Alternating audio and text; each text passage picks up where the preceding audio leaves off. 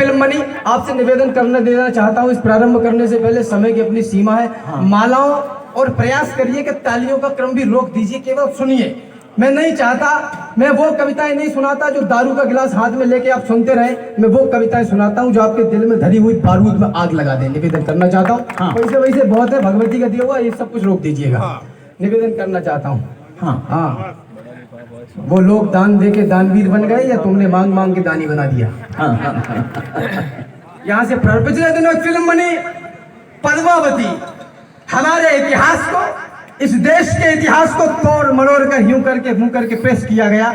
मैंने एक खंडकाव्य तक की यात्रा माँ भगवती के आशीष से पूरी की और निवेदन करना चाहता हूँ, मातृशक्ति यहाँ पर उपस्थित है। विश्व सुंदरियां वो नहीं है जो अधनंगा बदन लेकर नेशनल टेलीविजन पर कैटवॉक करती हो। विश्व सुंदरियां वो है जिन्होंने मरना पसंद किया लेकिन दुश्मन को अपने शरीर का नाखून भी दिखाना। और युवा संसद से कहना चाहता हूं, तुम नवेली पीढ़ियों के सारथी हो जाओगे, थाल पूजा के बनोगे, आरती हो जाओगे, देश के इतिहास का यदि अंश भर जानोगे जब, बस उसी क्षण आप सच्चे भारतीय हो जाओगे। पढ़िए, कोई बरगला नहीं सकता। आपको निवेदन करना चाहता हूं, रतन सिंह को दिल्ली से छुड़ा के चित्तौड़ ले जाया गया है। बस यहीं से प्रारंभ कर रहा हूं। रतन सिंह आजाद हुए तो खिलजी खिसियाया था, घर में ही मिली पराजय के कारण वो चिल्लाया था। मेवाड़ धरा के कुछ सैनिक पिंजरे को तोड़ गए थे और खिलजियों की आंखों को लज्जित छोड़ गए थे। गोरा बादल चचा भतीजे लाखों पर भारी थे, युद्ध कला के करतब उनके सचमुच तलवारी थे। बिना शीश के युद्ध लड़ा था, कथा अमर कर आए, जीत गई रजपूती और दुश्मन के मुंड झुकाए। उधर नगाड़े बजे, इधर दिल्ली में मातम छाया और अहंकारी खिलजी खुद ही खुद में झल्लाया। बोला सेना से मुस्तंडो जाओ और मर जाना, अपने बेहूदे चेहरे मुझको अब नहीं दिखाना। दिल्ली जैसे बड़े दुर्ग की रक्षा न कर पाई, चंद सैनिकों के हाथों घर में ही मुंह की खाई। वो आजाद परिंदे से आए और उड़ा ले गए, तुम तलवार न खींच सके, वो राजा छुड़ा ले गए। उसने मुझको ललकारा है, मैं उसको ललकारूंगा। घर में घुसकर मारा है, घर में घुसकर मारूंगा। हाथी घोड़े सजवाओ, भाले पर्ची उठवा लो, सारी तलवारें तीर कटारी पर धारे रखवा लो। कूच करो चित्तौड़ दुर्ग की घेराबंदी कर दो, जो आंखें पद्मिन को देखें वो आंखें अंधी कर दो। बूढ़े बच्चे विधवाओं पर रहम नहीं तुम खाना, वीरों से ना जीत सको तो छुपकर तीर चलाना। दबे पांव चित्तौड़ चलो, तुम भनक न हो दुश्मन को, मैं गर्दन से दूर करूंगा रतन सिंह के तन को। तो खिलजी अपनी सेना लेकर पहुंचा उस माटी में, बलिदानी धरती के ऊपर मेवाड़ी घाटी में। एक मुफ्त सेना को रोका, जोरों से चिल्लाया और कायरों के समूह को एक फरमान सुनाया। बोला सन्मुख दरवाजा तोड़ो, आगे घुस जाओ, मेवाड़ी मान पद्मिनी को मेरे सन्मुख ले आओ। जो ही सैनिक बड़े सभी का सहसा मन कुलाया, किला नहीं था सन्मुख उनको काल खड़ा दिखलाया। सैनिक बोले माफ करो हम अंदर ना जाएंगे, है विशाल दरवाजा इसको तोड़ नहीं पाएंगे। तोड़ पाए तो महाराज हम अपना कफन सिलेंगे, किले के अंदर सोए हुए मेवाड़ी सिंह मिलेंगे। सोए शेर जगेंगे तो फिर सबकी रूह हिलेगी, कितनी भी तेज भाग लेना पर दिल्ली नहीं मिलेगी। वक्त अभी झुकने का है, मेरे आका झुक जाओ और सबकी खेल चाहते हो तो बाहर ही रुक जाओ। क्या कहने और गर्व करना इस पर। चित्तौड़ दुर्ग दुर्गों का राजा, अंबर सी ऊंचाई, पैदल घूमो तो उम्र गुजर जाए इतनी लंबाई।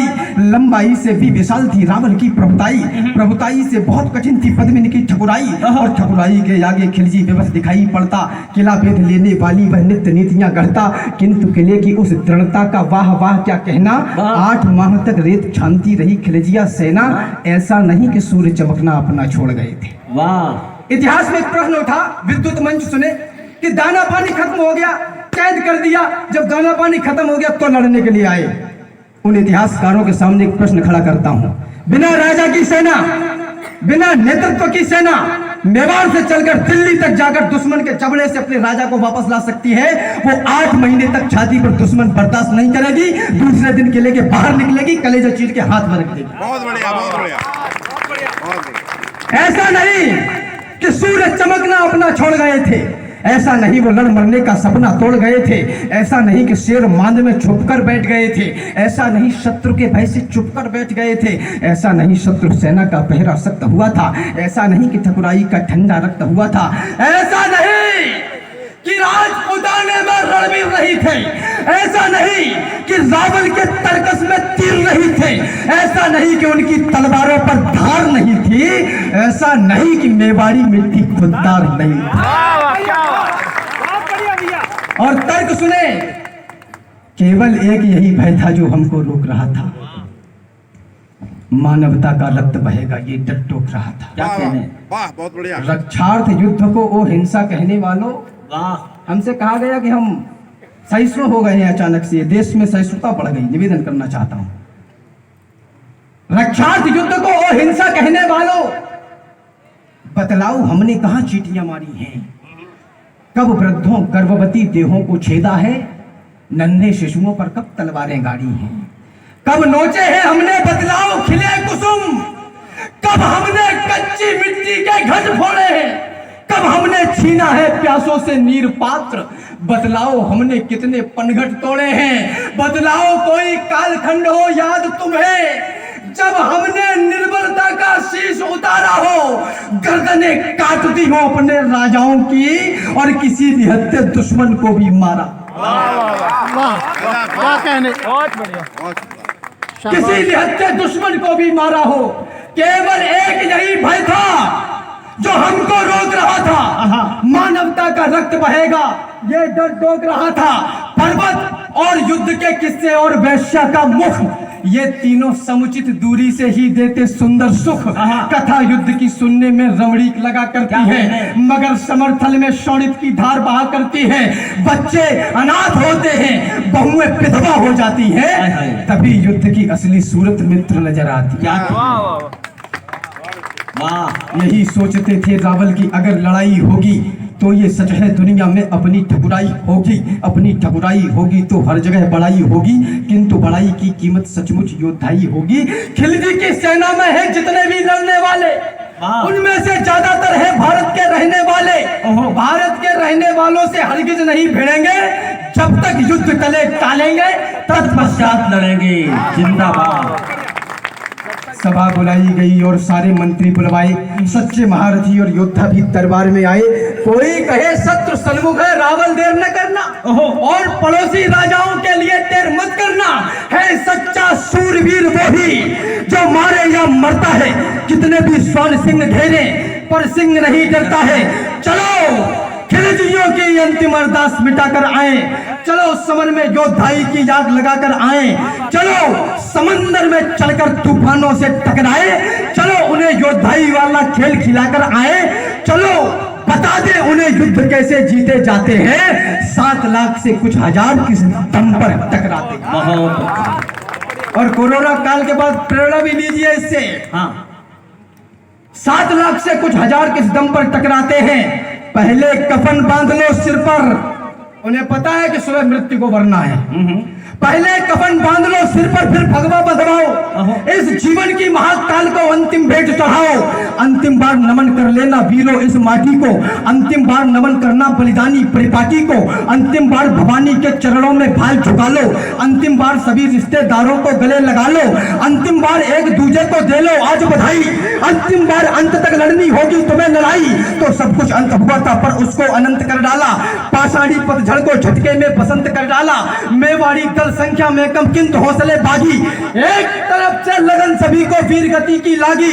पुरुषों ने तो कफन और केसरिया संग बंधाया, उधर रानियों ने भी सुंदर जौहर कुंड बनाया।